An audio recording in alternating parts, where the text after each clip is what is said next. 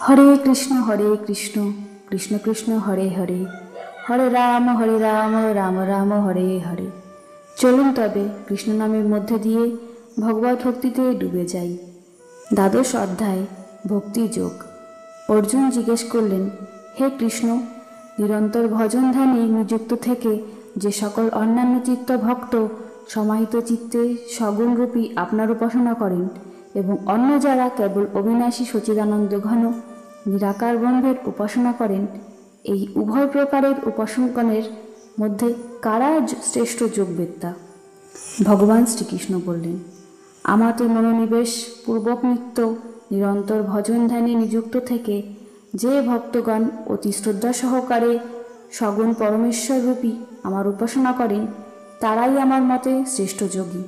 কিন্তু যারা ইন্দ্রিয়সমূহকে সংযত করে মন বুদ্ধির অগম্য সর্বব্যাপী অব্যক্ত স্বরূপ সর্বদা একরস এবং নিত্য অচল নিরাকার অবিনাশী সচিদানন্দ ঘন ব্রহ্মের নিরন্তর একাত্মভাবে ধ্যানযুক্ত হয়ে উপাসনা করেন ও সকল প্রাণীর হিতে রত এবং সর্বত্র সমান ভাবসম্পন্ন, তারাও আমাকে প্রাপ্ত হন।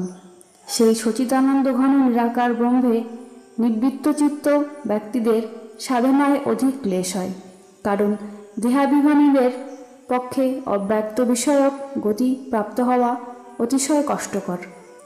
কিন্তু যে সকল মদগত ভক্ত সমস্ত কর্ম আমাকে সমর্পণ করে সগুণরূপে আমাকে অন্যান্য ভক্তিযোগের দ্বারা উপাসনা ও ধ্যান করেন, হে অর্জুন, সেই সকল মদগত চিত্ত ভক্তকে আমি শীঘ্রই মৃত্যুরূপ সংসার সাগর হতে উদ্ধার করি।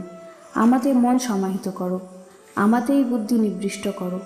এইরূপ করলে তুমি অতঃপর নিশ্চয়ই মৎস্বরূপ স্থিতি লাভ করবে, এতে কোনো সন্দেহ নেই।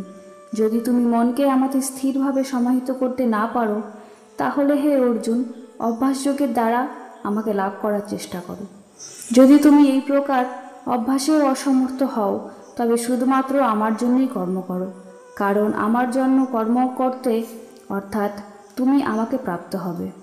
আর যদি এতেও তুমি অসমর্থ হও, তবে মন বুদ্ধি সংযমপূর্বক আমাকে সর্বকর্ম সমর্পণরূপ যোগ আশ্রয় করে সমস্ত কর্মের ফল ত্যাগ করো।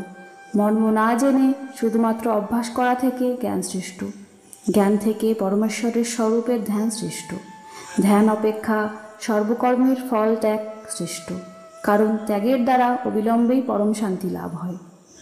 যিনি সর্বভূতে দেশহীন স্বার্থপরতাহিত সর্বভূতে প্রেমাভাবাপন্ন হেতুরহিতভাবেই দয়ালু মমত্ব বুদ্ধিশূন্য নিরহংকার সুখে দুঃখে সম্ভবাপন্ন ক্ষমাশীল অর্থাৎ অপরাধীকেও যিনি অভয় দান করেন, সদা সন্তুষ্ট সদা সমাহিত চিত্ত সদা সংযত ভাব সদা আমার প্রতি দৃঢ় নিশ্চয়যুক্ত, যার মন বুদ্ধি আমাতে অর্পিত, তিনি আমার প্রিয় ভক্ত। যিনি কাকেও উদ্বিগ্ন হন না, যিনি কারো দ্বারা উদ্বিগ্ন হন না এবং যিনি হর্ষ অমর্ষ ভয় ও উদ্বেগ হতে মুক্ত, যিনি নিষ্পৃহ বাহ্যাভ্যন্তর সূচি দক্ষ পক্ষপাত শূন্য ভয় হতে মুক্ত এবং সকাম কর্মের অনুষ্ঠানে বিরত, তিনি আমার প্রিয় ভক্ত। যিনি ইষ্টপ্রাপ্তিতে হৃষ্ট হন না, অনিষ্ট প্রাপ্তিতে দ্বেষ করেন না, প্রিয় বিয়োগে শোক করেন না, অপ্রাপ্ত ইষ্টবস্তু আকাঙ্ক্ষা করেন না এবং শুভ ও অশুভ সমস্ত কর্ম পরিত্যাগ করেছেন, তিনি আমার প্রিয় ভক্ত। যিনি শত্রু ও মিত্রে মান ও অপমানে সমবুদ্ধি শীত ও উষ্ণে এবং সুখ দুঃখাদি দ্বন্দ্বে নির্বিকার ও আসক্তিশূন্য, যিনি নিন্দা ও স্তুতিতে সমবুদ্ধি সংযত বাক জীবন নির্বাহে যা পাওয়া যায় তাতেই সন্তুষ্ট এবং গৃহাদিতে মমতা শূন্য, এরূপ স্থির বুদ্ধি বিশিষ্ট ভক্তিমান পুরুষ আমার প্রিয়। কিন্তু যে সকল শ্রদ্ধাবান ব্যক্তি মতপরায়ণ হয়ে উক্ত প্রকার অমৃততুল্য ধর্ম ভক্তিপূর্বক অনুষ্ঠান করেন, সেই সকল ভক্ত আমার অত্যন্ত প্রিয়।